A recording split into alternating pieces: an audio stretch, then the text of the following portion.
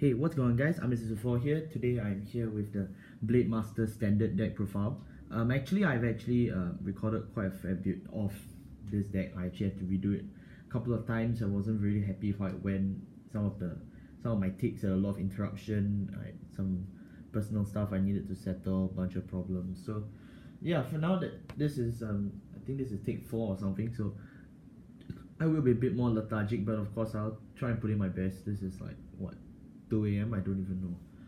Oh, so this is the Blademaster deck profile using Blademaster and the Blaze keyword, as well as integrating some of the new the new V standard cards that really help give this deck a little bit extra kick to make sure it can stay around in premium. Of course, is it a competitive deck or what? I can't really say. Only time will tell. But this is certainly a deck I'm a fan of. The first thing you should start off with is for Dragonic Blademaster Cohen. So he naturally has Blaze. The strike skills count +1. When the G unit strike, retire the opponent's unit, then choose one of your own rearguards in Blaze that give that unit +3. So the second skill is what you're really here for though. The skill is GB2 at the end of the turn. If your opponent has no rearguards, choose a grade 3 in your drop zone with Blaze, grade 3 only, and add it to your hand. So with this, you can create infinite strike loop in the sense that you ride a Cohen, you drop say another Cohen or another grade 3 Blaze, and then you can just repeat this loop. The only condition is you need to nuke the board every turn, which is quite okay considering the fact that this deck is designed to nuke the board every turn, to constantly sweep off the opponent's rearguards. So not much of a problem. I'll just keep this here first so everyone can see. Other grade 3s, obviously is standard, so I need to play 2 Cruel Dragon. Why 2? Well, let me explain. So Cruel Dragon skill is from the hand. When a unit is retired, you can normal call this unit to a rearguard circle, even if you're grade 2 or less. So he can pop up quickly. And having 13k to pop out quickly on the board as a rearguard is already quite a big beater. The other skill is when his attack hits, Soul Charge 1, bounce him back to hand. So yeah, you can see similarities with like Pelennor in the sense that they both bounce, which is rare because you know Kagero isn't a deck that does this with I don't know how many clans they can bounce, but you never see a Kagero card really being able to do this. So this really is a first. Other things to take note for this card is definitely the fact that the Soul Charge. This deck doesn't need a lot of Soul Blast, but it does require to a certain extent a little bit. So this can help you for that little extra pinch. And it's a good thing because it doesn't take Counter Blast, which is something this deck is heavily dependent on. The other point is obviously the bounce part. Because you can bounce him back to be used as strike or to be used as or you can use him as a perfect guard fodder. And the best part of this is if you ride him, he's a 13k beater with a force marker. Of course, you don't want him to be a Vanguard forever. You're gonna want to change up to a Blademaster so you can start really abusing the strike effects or just the name. I played one of the original Blademaster because I didn't feel very safe playing just for Cohen. Having this 5th Blademaster enables me to have 5 grade 3s with the name Blademaster. His skill is GB2, if you have more rearguards your opponent, 5k 1 crit, calm blast 1 when the G unit strike, burn a rearguard, burn an opponent's rearguard. It's really basic and it's really no kick about it, but I think it's just the fact that it's Blademaster that made me keep this guy around. Then we play Wyvern Strike Jago, he's Blaze. Calm blast 1, Soul Blast 1, when placed on Vanguard or rearguard circle, choose one of your opponent's unit in the back row circle, burn. Second skill, continuous Vanguard rearguard during a turn. If your Vanguard's in Blaze, gain 2000 power for each open rearguard. I think in the opponent's back row or something. Or whatever it is, you can go and check this out. I don't really care about this skill. I don't use this skill anyways. So the reason why I play Jago is really because he has Blaze. So you can see what I'm trying to do with the grade 3 lineup is to have 5 Blademaster grade 3s and 5 Blaze grade 3s. So yeah, Cruel Dragon is here for the force marker, which is really why I built this deck in the first place, to manipulate the force marker for Blademaster. But really, the other effect that you want to look out for here is just to be able to play to the best of both worlds, Blademaster and Blaze. So this is just to ensure more consistency. Of course, your grade 3 should always be Blademaster. On to grade 2s, you have this guy, 2 Radiant Dragon, Calm Blast 1, Soul Blast 1, when placed on a rearguard, choose one of your opponent's rearguards, burn it if your Vanguard is Blademaster. He gains 2k for that first. Then he gets a second skill. When he attacks, or when your Vanguard enters Blaze, you get this guy gets 2k for every open rearguard your opponent has. So you can see that the 2k, the first 2k is just for the burning effect alone. That means it's not affected by the rearguard part. The second part, when you enter Blaze, then he gets an additional 2k. Because this deck is designed to nuke the board, you can safely assume that the Radiant Dragon gains a total of 12k a turn. His only problem, however, is he's really a one-time trick. Once you play him after that, he's just dead on the board. So you just, yeah, but he's still good for that quick power creep and the retiring. He is similar to Mubidi, but Mubidi can do his more consistently. The only thing that I don't really like about Mubidi is Mubidi can't retire, which he can, but he takes up soul. So like I said, everything here is a drawback here, but everything here is an advantage. Speaking of Mubidi, I shall move on to 3 Mubidi. He's also rare. Blaze, Generation Break 2. Count +1 if your Vanguard's Blademaster. Gain 2k for every open rearguard circle, draw a card. So, like I said, you're looking for this as a board nuke, so he would gain like 10k by himself and draw a card, which really helps since Blademaster isn't the most defensive deck on the planet. Yeah, there's really not much for him. He's just a quick offensive push. The only problem is his GB2, which shouldn't be a problem because when you strike, you naturally flip something. So, yeah. Oh, my voice just cracked or something. I don't know what this guy's name is, but he's a Blaze. His skill Generation Break 2 also. So +1, he gains 2k. Sorry, not 2k. He gains 5k. Your opponent's rearguards cannot resist. After he attacks, destroy everything in the same column as him. This includes your rearguards and his rearguards. So naturally, what you're going to be using him for is to burn a column full of resist units, or just units that if you want to clear a column real quick, you just use this guy. However, be in mind that he's kind of like a suicide bomber in the case that he kills himself, as well as the unit behind him. So you should not be boosting him because you're going to be losing a valuable spot, unless of course you want to lose the valuable spot. But most of the time, seeing that you don't want to be trying such a tactic, then of course you should be boosting him. And even at this late hour, there are ruffians shouting outside my window. Trina Harlem from the new V. Yes, this guy is good because his skill is, when placed, count +1, burn a unit in the opponent's back row, gain 5k. Of course, he's a 10k beater, which is very welcome considering how Blademaster doesn't have a lot of him.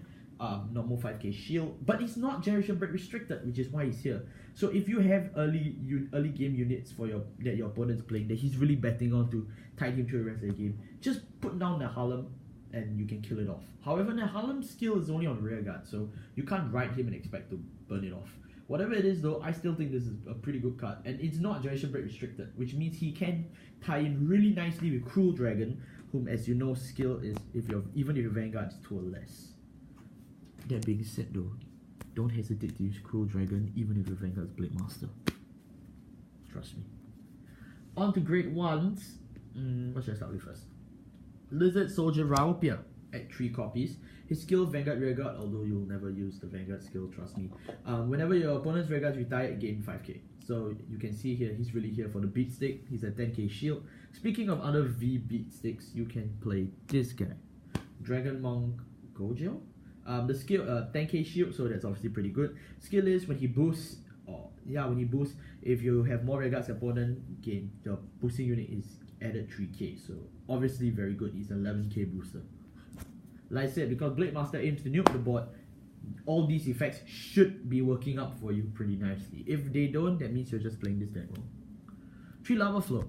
He's a Strike Fodder and the Searcher for Blademaster. I won't be telling you the skill, there's really no point, just Google it. But the thing I really wanted to highlight is why 3 Lava Flow? Because Blademaster is already an infinite strike loop, so you don't really need to play 4.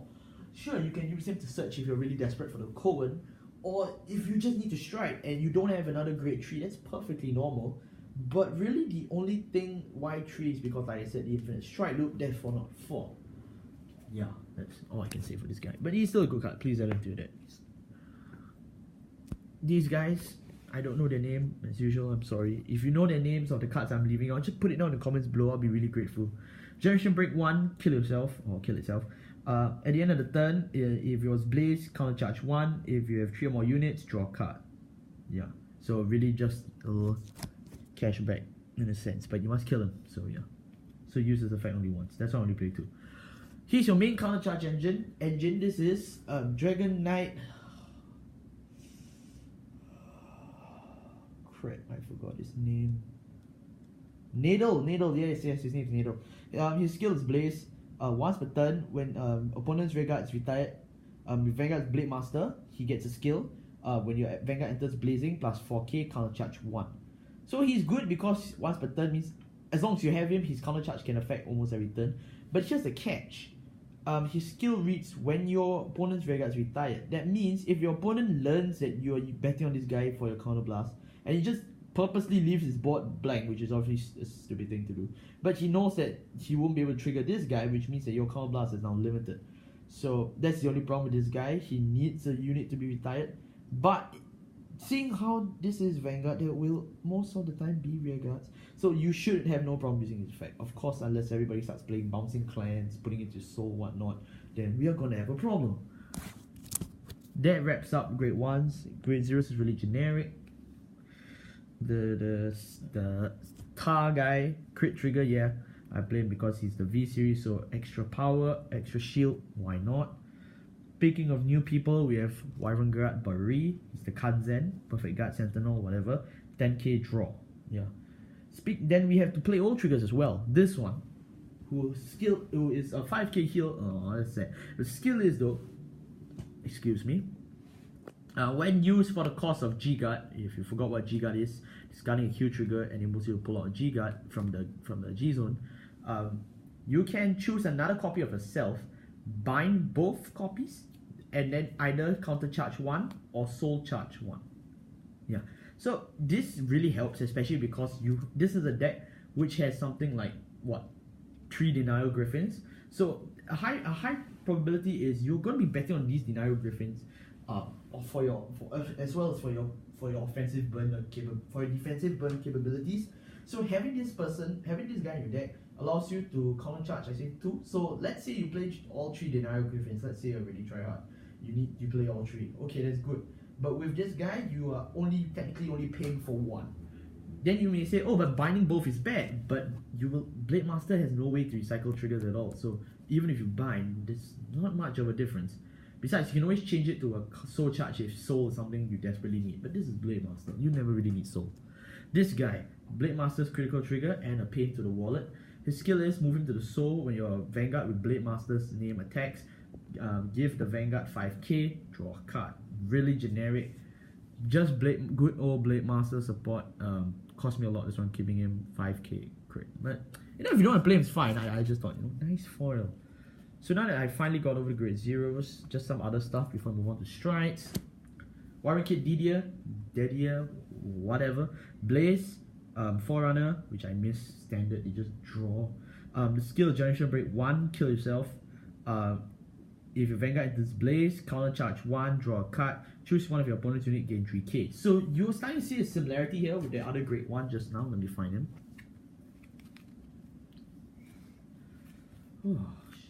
Oh no, I mixed grade 1, grade 3 stuff. Forgive me. Just a second. Here.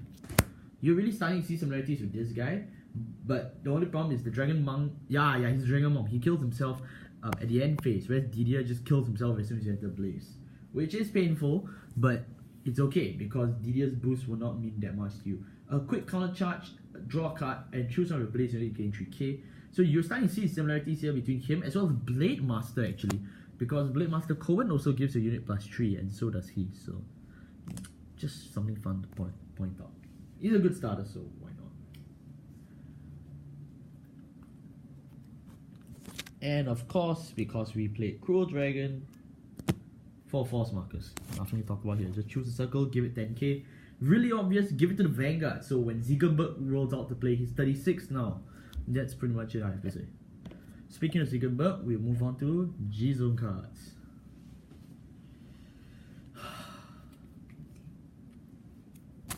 One Ascend Grave Dragon. This is where it gets a bit shaky because I'm actually still deciding what to put in my G-Zone. So,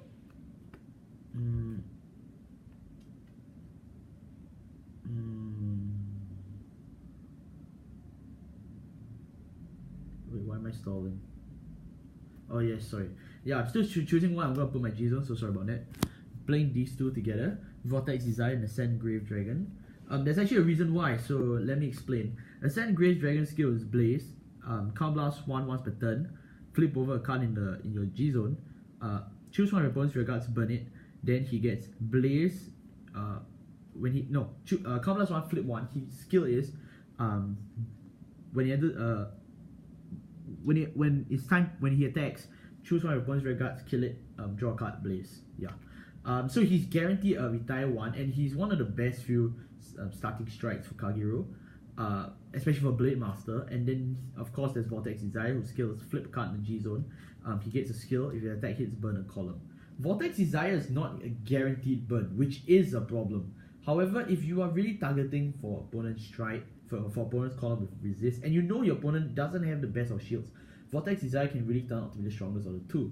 However, most of the time it's always Ascend Grave, because Ascend Grave is just really value packed for first strike. So honestly, you most of the time will be playing Ascend Grave and you can just use Vortex Desire as flip. But very honestly speaking, there are times where Vortex Desire is useful, although it's really rare, but I still choose to play both regardless. I like them both. Next up on the list is somebody indispensable to me, the real bane of the wallet, Dragonic Blademaster Titan. 4 copies. Blaze, Generation Blade 2, Card Blast 1, flip a copy of himself in the G zone. As many copies as Blademaster Titan you have flipped up in the G zone, burn an opponent's unit. When he attacks and he's in Blaze, you get a crit. The gain of crit really is that little extra kick for Blademaster, because you don't have a lot of crits in this deck, and every crit counts, especially when you carry the Force Marker now. If let's say you manage to pull off the Force Marker thing with Titan, he's a 36,000 attacker with crit, which is not something your opponent should be ignoring. The other thing is, of course, he's a stackable effect by the retiring. So the first time you only kill 1, second effect you'll be killing 3. Yes. Of course, the crit stays constant. You'll be getting more crits for units retired. It just stays at 1 crit plus. If not, this guy is too overpowered. Really, the first time you're using him to kill off 1, he's really just as good as Ascend Grave, just an extra crit, which is nice. But you should only use Blademaster Titan the second time if your opponent suddenly, after nuking the board for how many turns, just suddenly comes back with say 3 to 4 units, and you're having a problem dealing with that. Titan will sweep 3 off for you at the same cost that he did before. So that's really what Titan's played for. Of course, you can use Titan one time and just never use him again for the rest of the game. Use Ziegenberg, use whatever not, that's totally fine. But yeah, Titan's good card. Next up is the infamous Flare Arms Ziegenberg at 2 copies apiece. Let me explain. I only played 2 because, really honestly speaking, you're only going to need him used twice. Or if you're really bad at this game, thrice. But whatever the situation is, you should never, ever, ever, ever be using his activated skill, which is 1 per turn. Soul Blast 1, flip a copy of Ziegenberg, choose one opponent's regards, retire it. Because that is just a horrible skill altogether. Like, it is worse than these guys right here. You should never have Ziegenberg as your first strike because of his GB3. It's so valuable, and this card is so expensive. Well, no, it's not, but back in the day it was. So please do not, I know $10 may not be a lot to you all these days, but it is to some people. So please use your cash wisely. You only need 2 apiece. Besides, you shouldn't really be betting on Ziegenberg's skill or the flip because that's pathetic. But his GB3 is useful. But his GB3 only requires a copy of him. So actually, he's only used twice because I only plan to use his GB3 twice. His GB3 is Card Blast 1, drop as many cards in your hand as rear guards your opponent has left. Stand him, drive -2. Yeah. So now you can see where the value really comes in. Blademaster is a deck where we focus on nuking the board. As long as the board is nuked, Ziegenberg stands for literally just a Card Blast 1, which is incredibly effective, by the way, in case you don't know. Of course, there may be times where you don't have the whole board nuked, which is sad, so you have to discard. But honestly, you should aim to get him to discard. You should aim not to discard, sorry. You should aim to burn all of the opponent's rear guards, really, because that's what Kagero is all about, especially this Blademaster build. Yeah, so you don't really need a 3rd or 4th copy. Yeah, you could add a 3rd copy, but you don't need 4, because seriously, if you are a type of Blademaster player who's actually betting on that flip Ziegenberg, then you really don't deserve to play this deck, because you don't know where the resources go to. It's really sad, I'm sorry. Next is 2 Root Flare, which is really questionable. It's more questionable than me scolding the people who play for Ziegenberg. Let me explain. His skill is flip a copy of him in the G zone, burn a column. Yeah, that's seriously it. But you may be wondering, why? Well, here's why. If your opponent has a unit resist, you get to kill them both because you just target one guy, you burn the column. So let's say the rear guy at the back has resist or the rear guy in front has resist. Then you just choose the other dude and you kill them both. The best part of a Root Flare, he's cheap as hell and he doesn't even need a counter blast. That means if you, for some reason, just can't pull off your counter blast combo or you just want to use your counter charges to save up for another turn, Root Flare is easily the best transition. Although, is he the strongest strike in this deck? Absolutely not. He's definitely not the worst because there is no bad strike in this deck. Every strike has a purpose.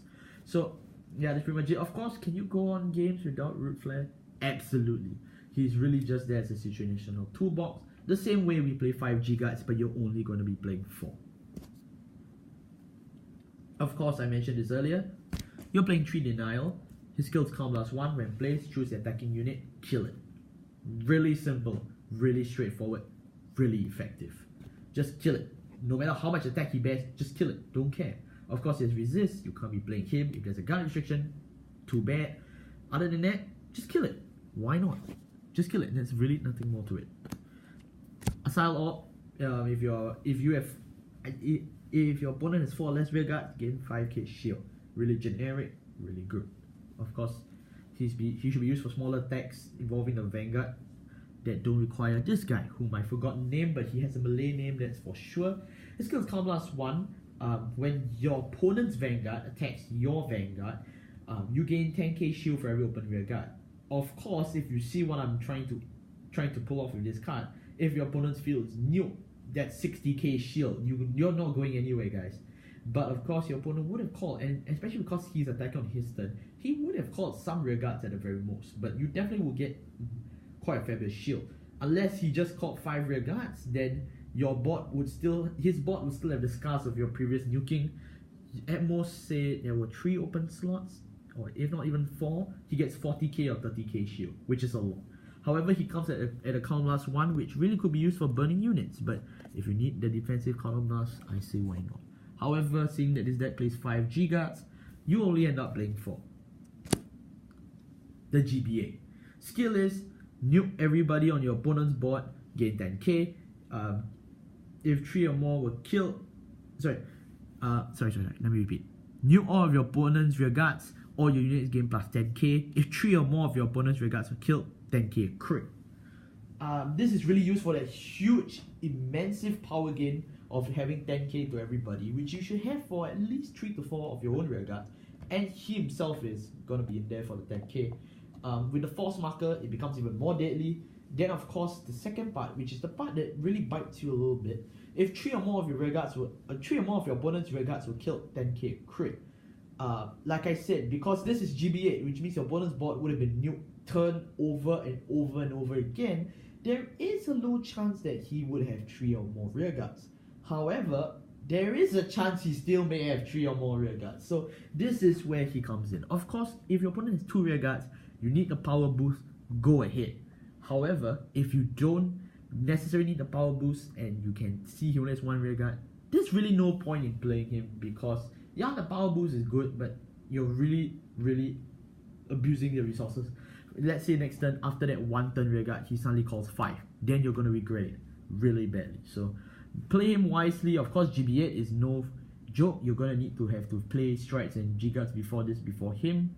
So, is he your finisher? I don't know. Ziegenberg could probably finish him off mid-game. But if you find the game dragging too long and not to your advantage, your opponent has 3 or more rear guards, you have quite a fair bit of rear guards, just throw him down. Just throw him down. So that really wraps it up for this Blademaster deck profile. The Blademaster Premium deck profile. I really hope you enjoyed this deck profile because this is a deck that has taken me not just a lot of my money, but a lot of my time researching, building again, scrolling through different shopping apps, buying singles, getting advice, asking for help. This is really the optimal build I can come up to with the amount of money that I'm limited with. Of course, there are some decisions people will always disagree with on YouTubers, big or small, on decks. Some people may say don't play Root Flare. Some people may say don't play Titan. Some people may say play for Ziegenberg. Some people may say play for Cruel. Everybody is entitled to their own response. And in such a wide format such as Premium, where you have literally 7 to 8 plus years of Vanguard, you can even add the OG Dragonic Overlord.